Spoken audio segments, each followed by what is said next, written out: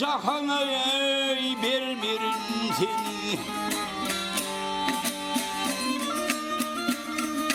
Cehennemde canım hem ustahanım, damardaki kana vermerin seni.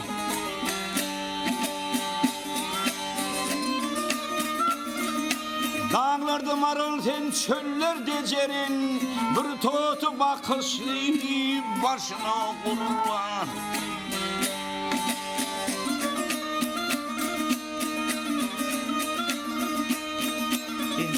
Genci karavakım şamıkı şırvan, küllü hedirmin canı vermerin seni, vermerin seni.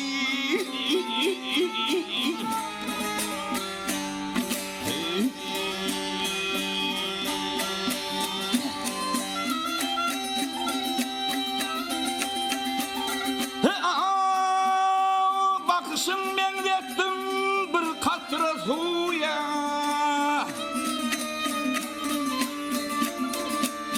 hak saklasın seni dost bayramı toyu.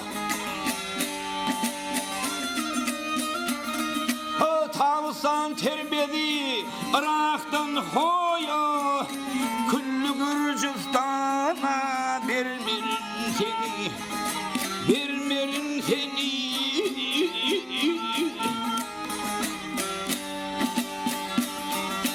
Gülüller yılını bitti seyrana, hak saklasın dostum seni aman. Aşık Hebra diyerek dönse zamana, tanıtı Süleyman'a vermerin seni, vermerin seni.